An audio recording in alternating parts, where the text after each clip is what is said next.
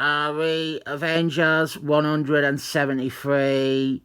A classic story by Timothy Shooter here. The two-part story with Benicio del Toro. Cover here is by Jorge Perez, and it accurately reflects what happens inside. The Avengers are one by one disappearing. Current members, past members, they are all vanishing out of the blue. And on this cover we have Scarlett Johansson, Hercules Man, and Aunt Gordon.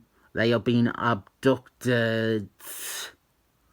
I am spending a bit longer on the cover because the very first page is another moan about membership minutiae and Kurt Busey and Tom Beevort being incompetent researchers.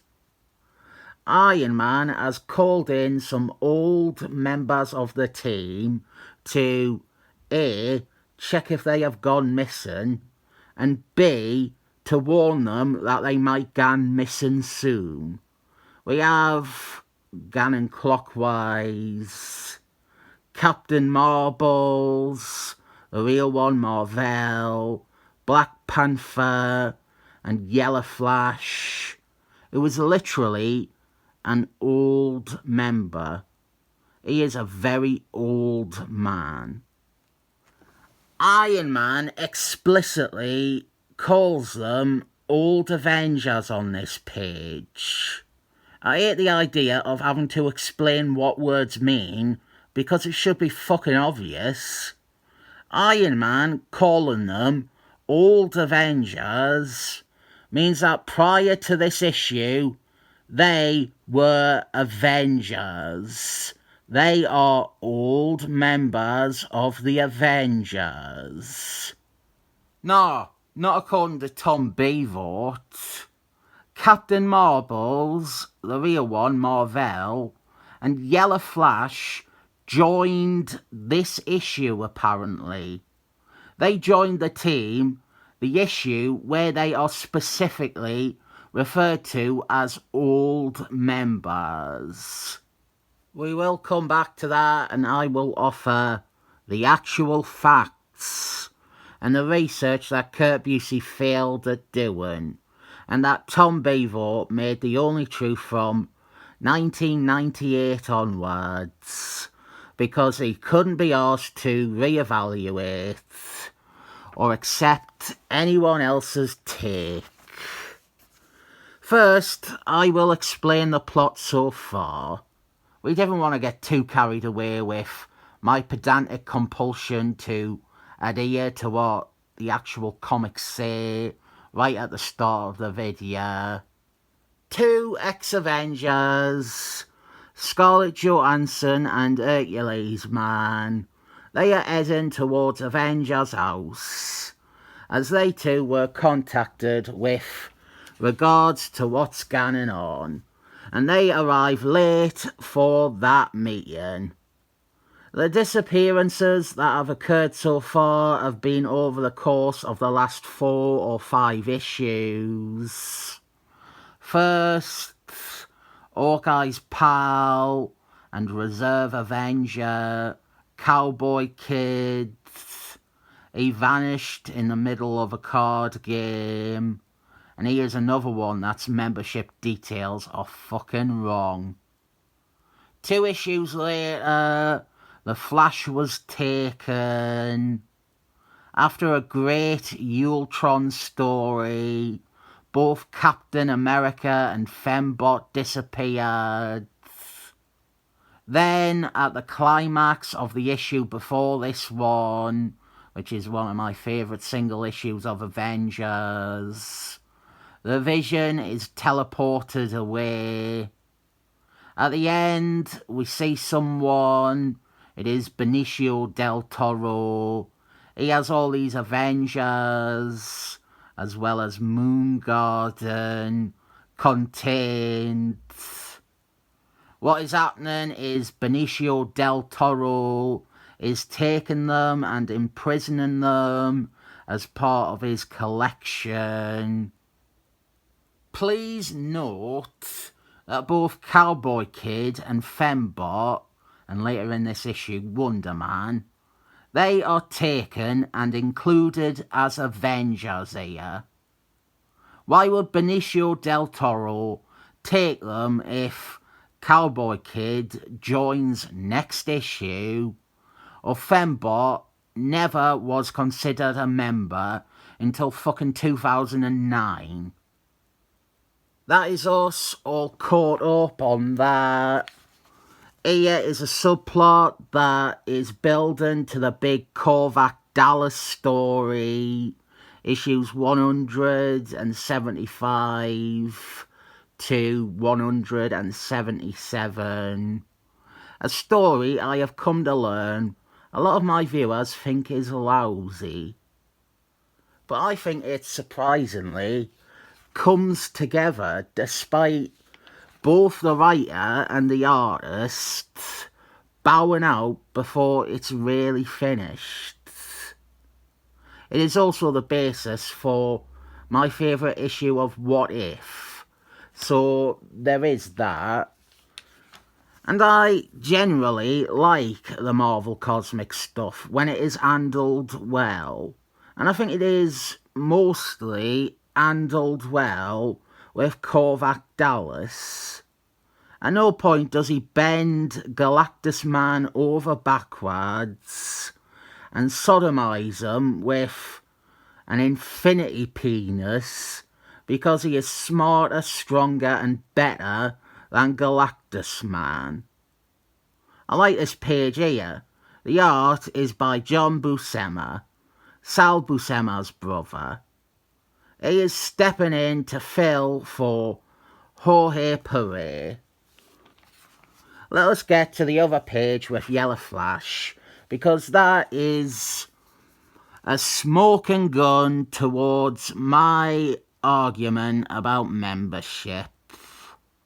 This scene as Yellow Flash retire as a superhero and thus end any membership with the Avengers.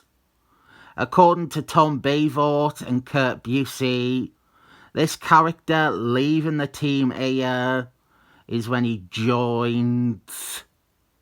Fucking morons. Right, so let's get to it. Son of Nimrod explains the honorary memberships of Captain Marbles, the real one Mar-Vell, and Yellow Flash. Mar-Vell joined between issues 91 and 92 of the Avengers. It is in 92 where we learn he is now residing at Avengers House as a guest, and in order to get access to Avengers House and its various rooms and equipment, they would give him an Avengers ID card. One of the main plot lines is the team's association and harbouring of Mar-Vell. It is a hot topic and being protested. He is with the team for the rest of the Kree Skrull War. He comes back during Thanius War, and there is other stories where he is working with the team, like Avengers Annual 7, which is set before this issue we're looking at, where he is also again explicitly referred to as an Avenger. Yellow Flash is a bit harder to pin, but his time with the Avengers on a semi-regular basis begins in 153. He is welcomed into Avengers House, as this was during a period where it was believed he was Charlotte Witch and the Flash's dad.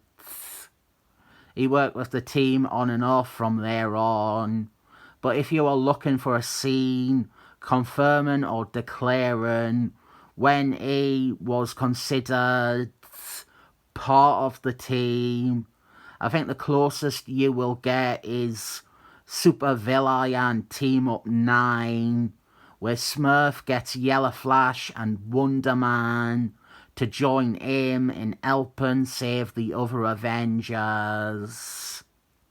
This is also an important scene I point to with regards to Wonder Man and his membership with the Avengers. But I have a much more detailed explanation about how Wonder Man's membership began.